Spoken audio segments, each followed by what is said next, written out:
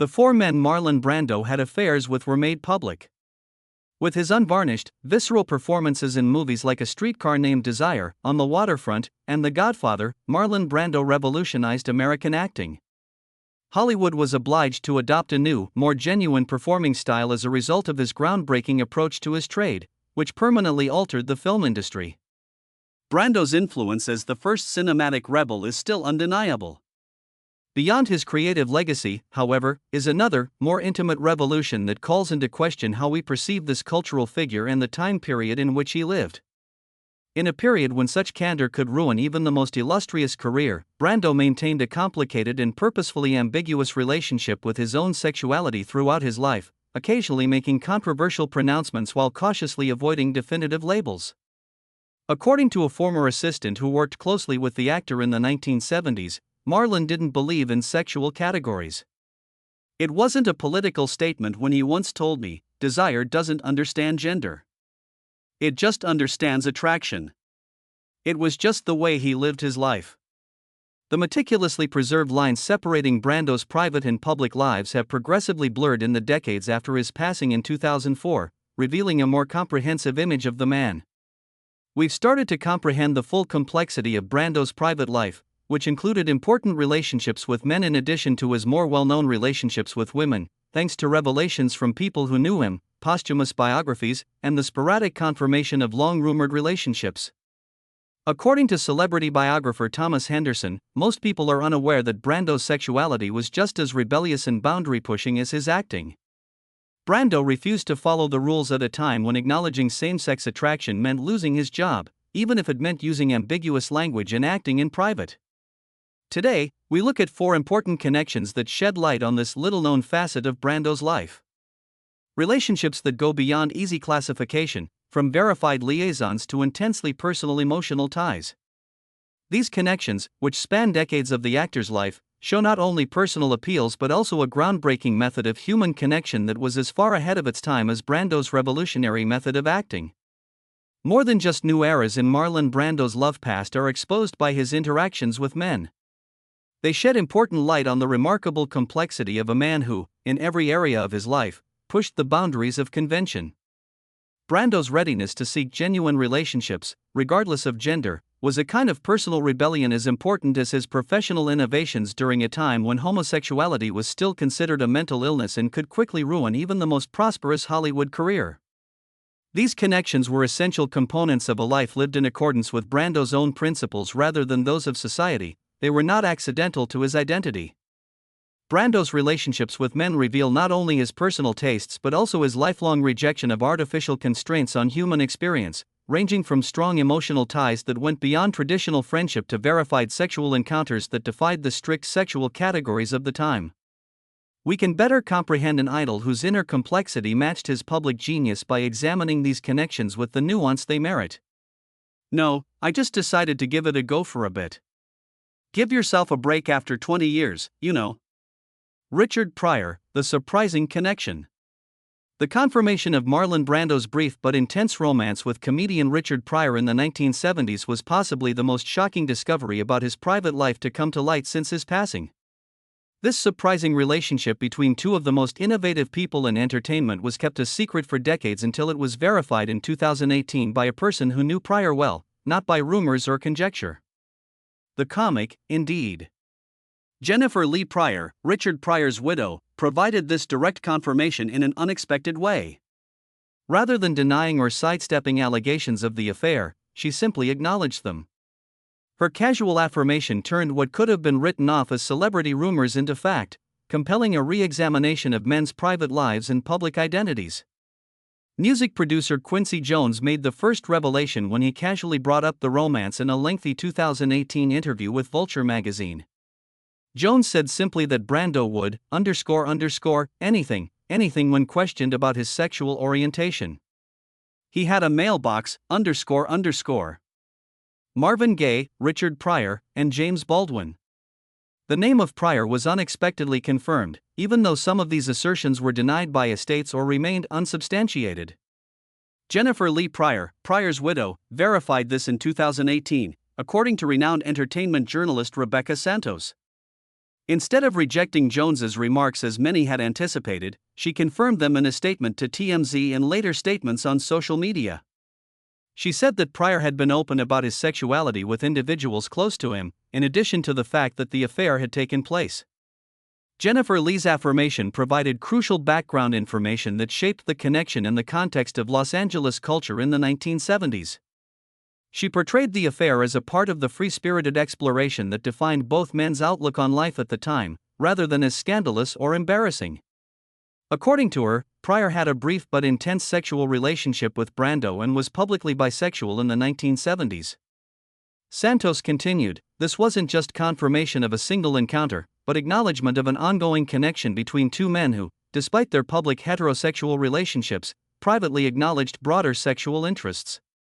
Jennifer Lee contextualized the affair within the cultural moment of 1970s Hollywood, noting, "Drugs were still good and sex was free. It was the 70s." This framing helps explain how two major celebrities could engage in what would have been considered career-ending behavior just a decade earlier. The post-Stonewall pre-AIDS era created a brief window where sexual exploration flourished in certain circles, particularly among artists and entertainers who already existed somewhat outside conventional social boundaries. What makes this relationship particularly significant in understanding both men is how it contradicts simplistic narratives about their public personas, while reinforcing what we know about their rebellious approaches to societal norms. Both Brando and Pryor built careers challenging conventional expectations. Brando through his revolutionary approach to acting and persistent nonconformity. Pryor through comedy that confronted America's racial hypocrisy with unprecedented honesty. Most fans still don't believe it, but insiders swear it happened, noted Santos. This skepticism reveals more about the public's rigid understanding of sexuality than it does about the relationship itself. People had placed both men in heterosexual boxes based on their public relationships with women, making it difficult to accept evidence that contradicted these simplistic categories. For those familiar with both men's private histories, however, the confirmation merely validated what many had long suspected, that both Brando and Pryor approached sexuality with the same boundary-breaking attitude they brought to their respective arts. Pryor's autobiography and personal writings revealed a man who rejected limiting labels, while Brando had made numerous statements throughout his career, suggesting a fluid approach to sexual attraction. The timing of their connection coincided with particularly transformative periods in both men's lives. Brando was transitioning from the career resurgence of The Godfather and Last Tango in Paris toward the more eccentric later phase of his career, while Pryor was evolving from a relatively mainstream comedian into the revolutionary voice he would become with albums like That Nigger's Crazy in Centennial Niger. Drugs were still good and sex was free. It was the 70s. This simple statement captures the cultural context that made their affair possible. A moment when traditional boundaries were being questioned across American society and particularly within the artistic communities of Los Angeles and New York. For men like Brando and Pryor who had always chafed against societal constraints, this era offered unprecedented freedom to pursue authentic desires without the rigid categorization that previous decades had demanded. The Brando-Pryor affair, brief as it apparently was, represents more than just an unexpected celebrity connection. It illuminates how two cultural icons navigated the complex terrain of sexuality and identity during a transitional moment in American history, choosing authentic personal expression over the safety of conformity, just as they had done throughout their revolutionary careers. People say racing is dangerous, but I'll take my chances on the track. The rumored obsession, James Dean. Strongly rumored, never confirmed. Few Hollywood relationships have generated more persistent speculation than the alleged connection between Marlon Brando and James Dean in the early 1950s. Though never confirmed by Brando himself, and impossible to verify after Dean's untimely death in 1955. This rumored relationship has maintained an enduring place in Hollywood lore, less because of concrete evidence than because of the compelling psychological dynamic it suggests between two of cinema's most influential rebels. Their lives overlapped in the early 50s, noted film historian Margaret Collins.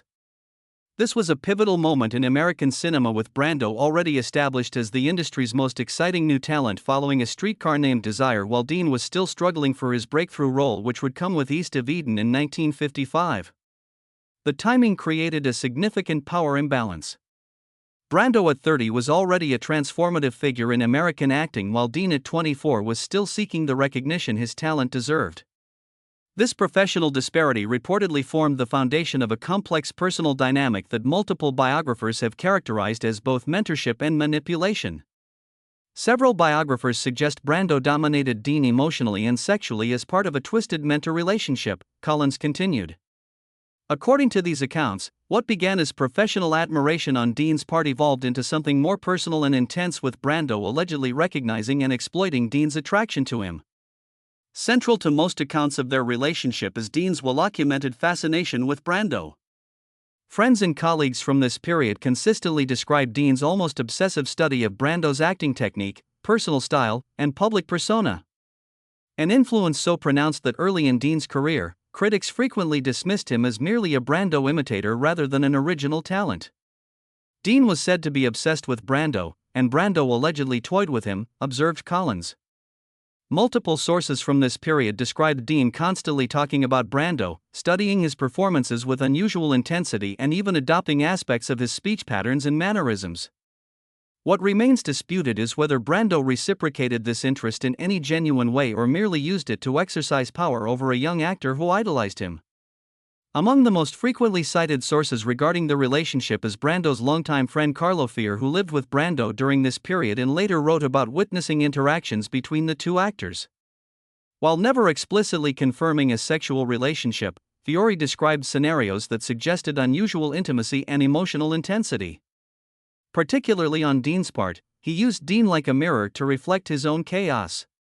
This observation, attributed to a contemporary who knew both men, captures the psychological dynamic. Most biographers have emphasized that whatever physical relationship may have existed, the emotional connection was characterized by narcissism on Brando's part and desperate need for approval on Dean. The lack of definitive evidence hasn't prevented virtually every biographer of either man from addressing the rumored relationship. The persistence of these accounts across decades of scholarship suggests something more substantial than mere gossip, even if concrete proof remains elusive. No proof. But every Hollywood biographer includes this rumor because it never died, noted Collins.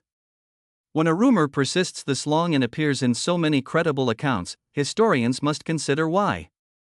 Sometimes the absence of smoking gun evidence doesn't negate a pattern of consistent testimonies from contemporaries who observed the relationship firsthand. Dean's early death forever prevented his perspective from being recorded. While Brando maintained his characteristic ambiguity about intimate matters throughout his life. When asked about Dean in interviews, Brando typically acknowledged his talent while distancing himself from any significant personal connection, often suggesting that he barely knew the younger actor, despite considerable evidence to the contrary. What gives this rumored relationship particular significance beyond celebrity gossip is how it illuminates the complex power dynamics of 1950s Hollywood, especially for actors navigating same-sex attraction in an era when exposure meant career death. If accounts of their relationship contain truth, it reveals not just private behavior, but the psychological burden of maintaining public personas fundamentally at odds with private desires. He used Dean like a mirror to reflect his own chaos. This observation captures the essence of what most accounts suggest about their dynamic.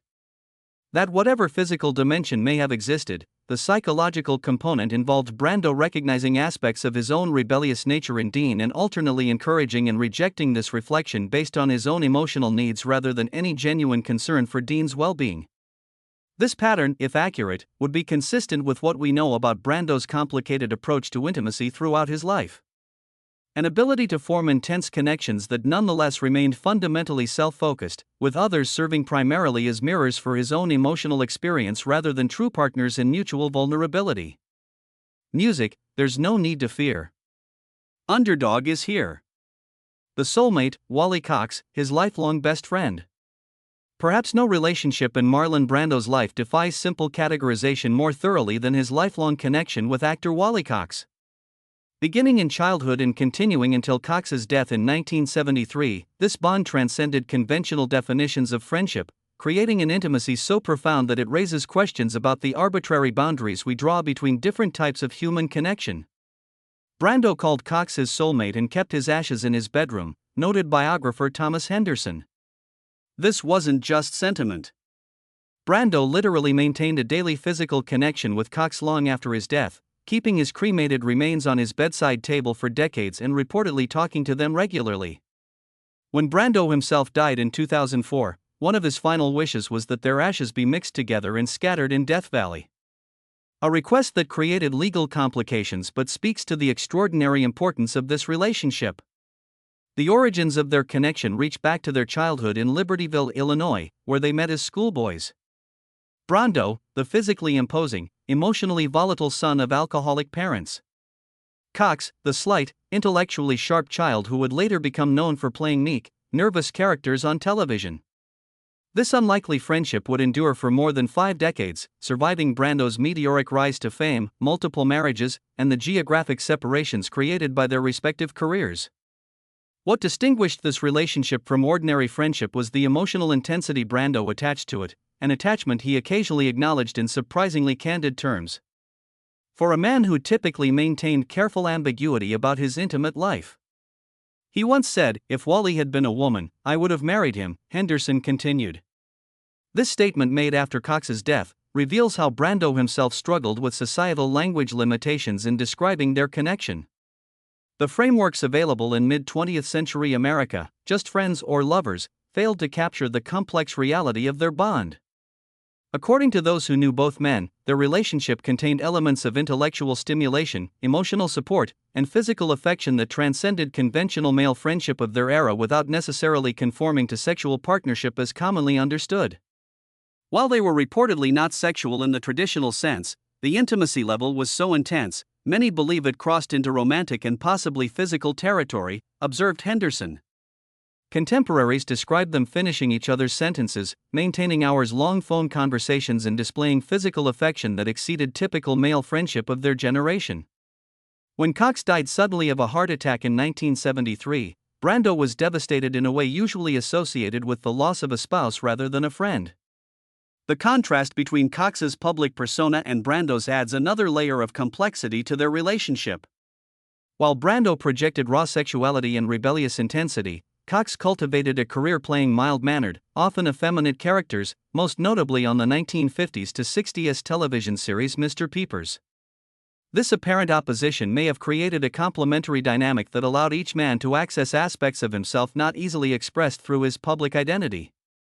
They were inseparable, and whatever it was, it went deeper than friendship, noted a contemporary who knew both men. There was a completeness they seemed to find in each other's company that neither found elsewhere, despite Brando's numerous romantic relationships and marriages. With Cox, Brando displayed a vulnerability and ease rarely seen in his other interactions. What makes this relationship particularly significant in understanding Brando is how it challenges the rigid categories often imposed on human connection, especially for men of their generation. Their bond suggests the possibility of intimate attachment that doesn't fit neatly into available terminology, but nonetheless represents one of life's most meaningful connections. Brando's possession of Cox's ashes, which he allegedly obtained against the wishes of Cox's widow, represents perhaps the most concrete evidence of the relationship's extraordinary importance in his life. According to multiple sources, Brando kept the ashes in his bedroom for the remaining 3 decades of his life, sometimes speaking to them as if Cox could hear him. They, clears throat, were inseparable, and whatever it was, it went deeper than friendship. This observation captures the essential quality of their connection, one that transcended conventional categories while remaining, in Brando's own estimation, one of the most important relationships of his life. Whether defined as elevated friendship, non-sexual romantic attachment, or something for which we lack adequate terminology, the Brando-Cox relationship reveals the potential depth of same-sex bonding that exists beyond our limited cultural frameworks. The hidden heartbreak, unnamed European actor, the one who broke him. While most aspects of Marlon Brando's complex personal life have gradually emerged in the decades since his death, one relationship remains shrouded in deliberate mystery, a connection that those closest to the actor describe as perhaps the most emotionally significant of his adult life. References to this relationship appear only in coded journal entries and occasional private conversations, creating a shadowy but compelling outline of the man who reportedly affected Brando more deeply than his numerous public relationships. Brando referenced this man only in coded journal entries. According to his assistant, explains celebrity biographer Thomas Henderson.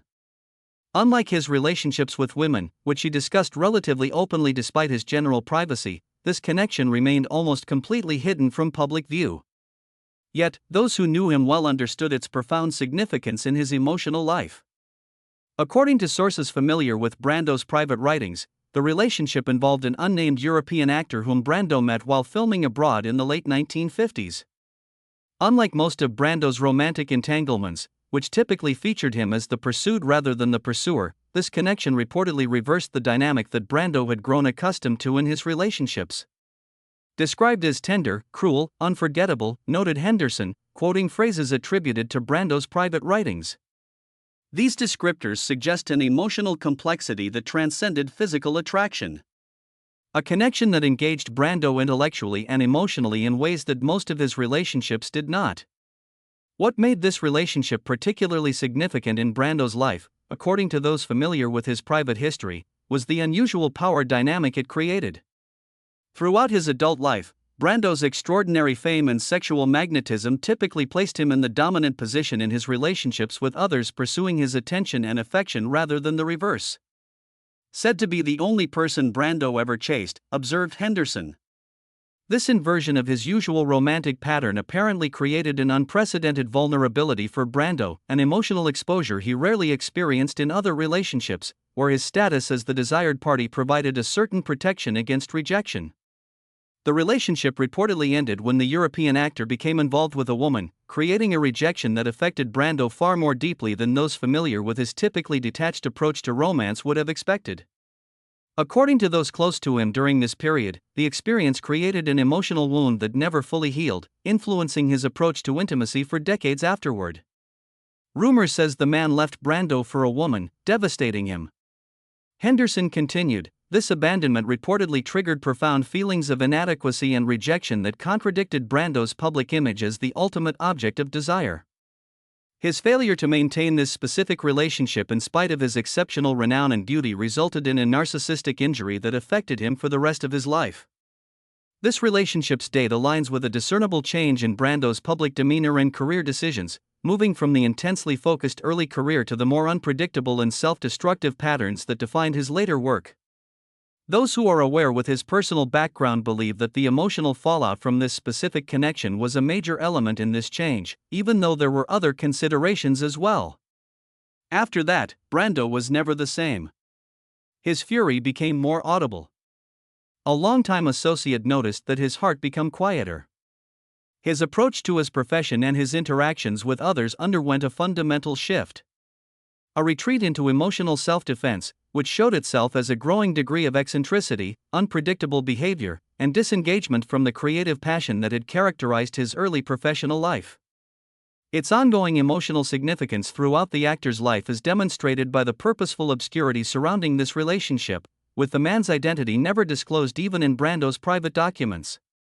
This link was tightly guarded, a private wound too delicate to expose to public scrutiny, in contrast to many of his affairs, which he discussed with friends or even in interviews on occasion. After that, Brando was never the same. His heart grew quieter as his anger increased. This comment encapsulates the relationship's fundamental influence. Not merely a romantic letdown, but a life-changing emotional encounter that changed Brando's basic perspective on connection and vulnerability. Following this rejection, the man who had transformed